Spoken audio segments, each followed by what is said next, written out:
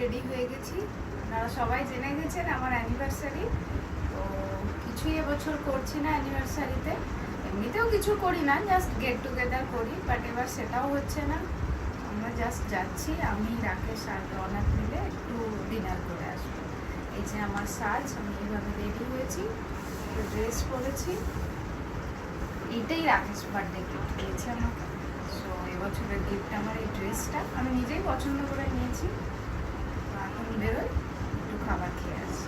আচ্ছা, ওসব ঠিক আছে, কিন্তু এটা বার্থডে গিফট না অ্যানিভার্সারি গিফট? অ্যানিভার্সারি, আমি বার্থডে বললাম? হ্যাঁ, আরে অ্যানিভার্সারি গিফট, আমাদের অ্যানিভার্সারি, তাই অ্যানিভার্সারি গিফট পেয়েছি, বার্থডে নয়। ভুল করে বেরিয়ে গেছে, মানে আমি বার্থডের জন্য খুব এক্সাইটেড থাকি, সেই জন্য বার্থডে নামটা আগে আসে। এখন কার বার্থডে আসছে সব থেকে কাছে?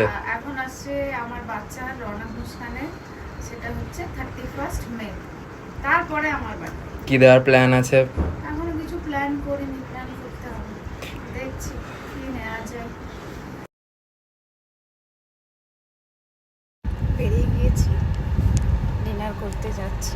এমনি নর্মাল ডিনার করতেই যাচ্ছি, সেরকম কিছু স্পেশাল নয়, জাস্ট অ্যানিভার্সারিটা সেলিব্রেট করতে হবে, তাই যাচ্ছি এখনকার মতো। চলো আমাদের সাথে, দেখা যাবে কোথায় যাচ্ছি।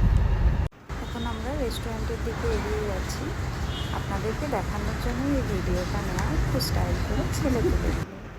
এরপর ফটোশ্যুট, যেটা আমার খুব ভালো লাগে অবশ্যই।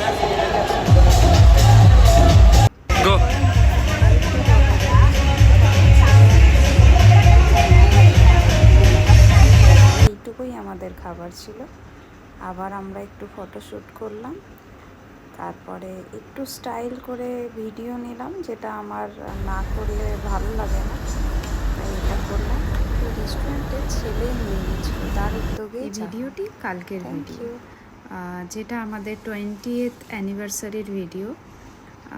আমাদের কাছে সেরকম কিছু প্ল্যান ছিল না অ্যানিভার্সারিতে সেলিব্রেট করার মতো, কারণ এনিহাও উইকডেজে পড়েছে, আর উইকডেজে সবারই কাজ থাকে, তো অবশ্যই রাকেশেরও ফিরতে লেট হয়, তো ওই জন্য আমরা সেরকম কিছু প্ল্যান করিনি।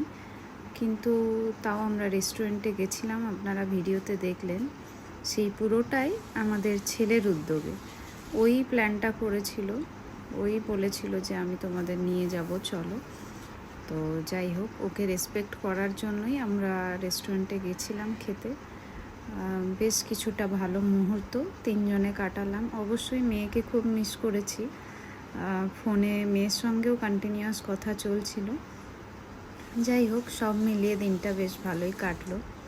এই জন্য আরও ভালো কাটলো যে উদ্যোগটা ছেলে নিয়েছিল, আর সে এটাও বলেছিল যে তার টিফিন খাওয়ার পয়সা থেকে বাঁচিয়ে সে আমাদের খাওয়াতে চায়, কিন্তু অবশ্যই সেটা তো সম্ভব নয়, এতটাও টাকা দেওয়া।